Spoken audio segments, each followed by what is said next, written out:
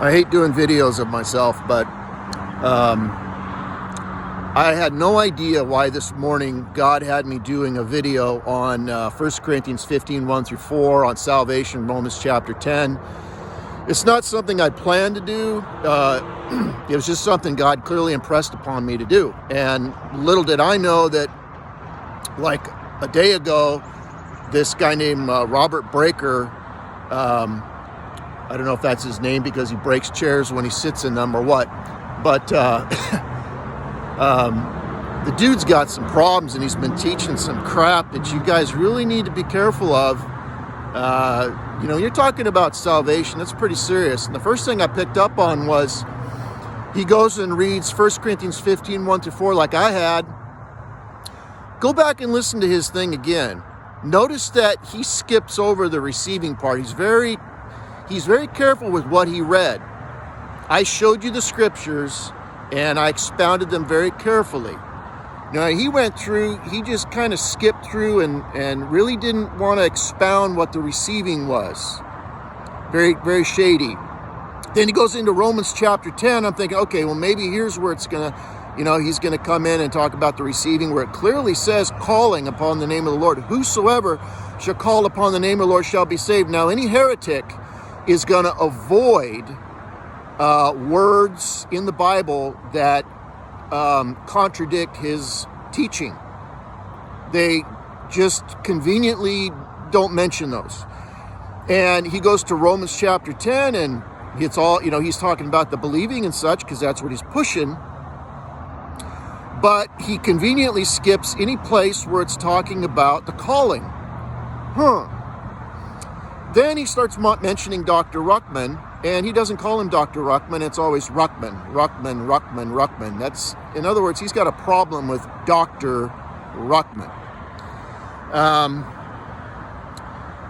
Let's see, what else did I notice? I had to watch his video. It wasn't easy. But then he goes and he confuses this asking Jesus into your heart thing. Now, he's slippery, man. He is slippery. He says, well, this whole thing about asking Jesus in your heart, you can't find that in the Bible. I can give you $1 million if you can find that. Well, no, I don't believe that either. The Bible doesn't say ask Jesus into your heart. But he used that slippery lie in order to deceive you into thinking that the Bible doesn't talk about calling upon the name of the Lord. No, the Bible doesn't say ask Jesus into your heart. It doesn't say that. What it does say is you call upon the name of the Lord in the context of 1 Corinthians 15, 1 through 4, and Isaiah chapter 53. That's what you're calling upon the name of the Lord and asking. I mean, you're dealing with God, right? When you're getting saved, you're not dealing with the man, you're dealing with God. So what do you do when you deal with God? What do you do when you're wanting to deal with God? You pray, right? Isn't that what you do? That's what I do. When I'm going to deal with God, when I want to get serious with God, when I want to receive the Lord, I'm going to pray. That's how you deal with God. So you're going to, I'm sorry if I'm shaking a little bit. I kind of get ticked off when people mess with the Bible, when they mess with salvation, and when they're slippery and when they're a liar. Okay, so sorry about shaking. But he deceived you when he gave you that straw dummy about, oh, the Bible doesn't say call upon the name of, or it doesn't say, well, he didn't say that either. When it says, it doesn't say don't invite Jesus into your heart. Well, no, it doesn't say that, but it does say to call upon the name of the Lord. And then I wanted to mention that I don't exclude belief, I don't exclude the blood, I don't exclude faith, and I don't exclude calling either. So if all you're doing is you're focusing on faith, you're focusing on belief, but you're excluding the calling, you're being slippery. Oh, well, just have faith in the blood. Yeah, I have faith in the blood too. I have faith in the blood, and I exercise that faith in the blood when I called upon the name of the Lord Jesus Christ and received salvation through that shed blood at Calvary's cross, 1 Corinthians 15, 1 through 4. He's slippery. You guys need to be careful.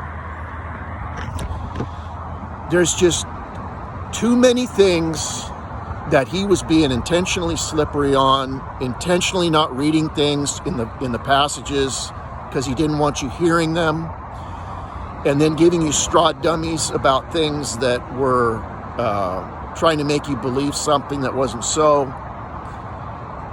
I just needed to say something.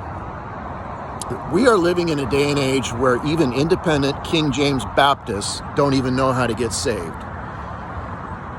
And they got thousands and thousands of followers on YouTube thinking that these guys are great. They're not great. They're deceivers. If I want to know how to, if I want to know how to cook, I'll probably ask this guy how to cook. If I want to know where, there's a really good restaurant, I'll probably ask this guy, where's a good restaurant to eat? He probably knows. But when it comes to salvation, I wouldn't even take him out soul winning with me, because he's not going to soul win.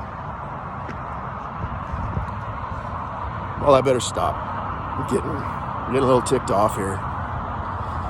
All right. Watch who you're paying attention to on YouTube. There's a lot of flakes these days.